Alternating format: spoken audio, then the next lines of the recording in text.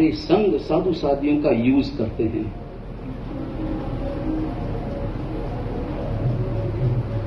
आप समझे ना मेरी बात?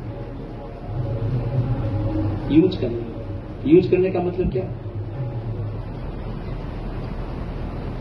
अपना काम हो, 10 बार आएंगे, बाद में भूल जाएंगे, बाद में भूल ही जाएंगे। चातुर्मास की विनती करना हो, 50 जने आ जाएंगे,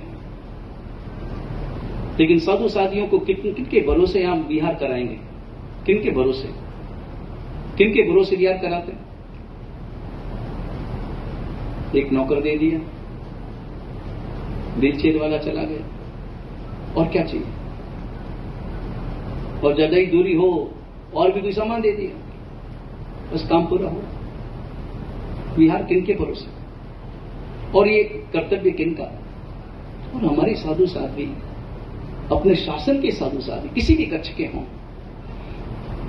मंदिर मार्गी हों, स्थानकवासी हों, तेरापंथी हों, खरतर गज के हों, तपा गज के हों, तीन थुई के हों, अंचल गज के हों, कोई भी हों, हमारे साधु साध्वी हमारे शासन के नायाब हीरे हैं।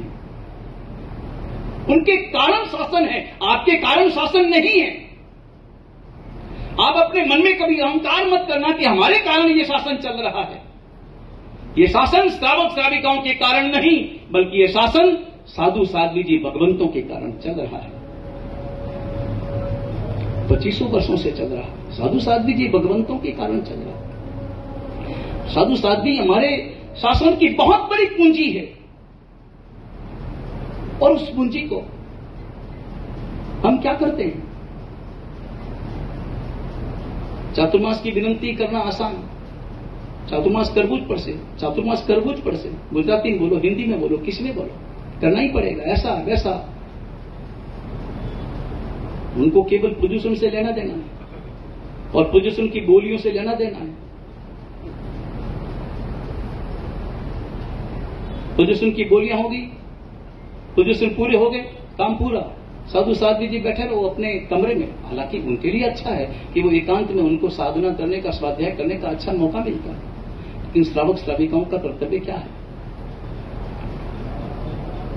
इस विषय में सबसे अच्छी व्यवस्था, सबसे अच्छी सोच, बहुमान का भाव, अहोभाव अगर किसी पंथ में है तो वो तेरा पंथ में है। आप तेरा पंथी कभी भी किसी भी सड़क पर, किसी भी सड़क पर, किसी भी क्षेत्र में, किसी भी साधु, छोटा बड़ा, वहां छोटे बड़े की कोई व्याख्या नहीं। हमारे यहां पर तो छोटे बड़े का भेद है आपकी आंखों में। तो मोटा आचार्य भगवंत आवे तो 50 जना सामने थी जाए, અને कोई सामान्य साधु साध्वी आवे तो कोई रास्ता बताने वाला न मिले। भेद करते हैं आप। हमारे साधु साधियों में क्या भेद करेंगे आप? और भेद है क्या? पंच महाव्रत उनके भी छोटे हैं, उनके भी पंच महाव्रत हैं, वो भी पंच महाव्रतधारी हैं। उन्होंने भी घर बार छोड़ा है, परिवार किसके भरोसे? माता पिता ने सौंपा है, किसके भरोसे सौंपा है? शासन के भरोसे सौंपा है, संघ के भरोसे सौंपा है, संघ को अर्पण किया। ये संघ की पूंजी है। हमारे साधु साध्वी उनके परिवार की पूंजी नहीं, बल्कि हमारे संघ की पूंजी है।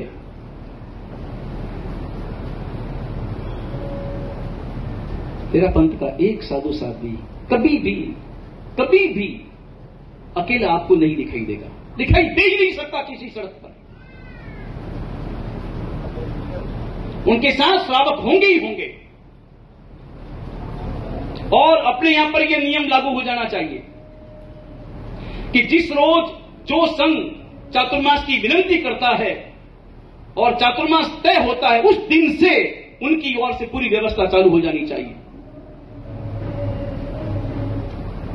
और व्यवस्था का मतलब ये नहीं कि नौकर चाकर भेज दो।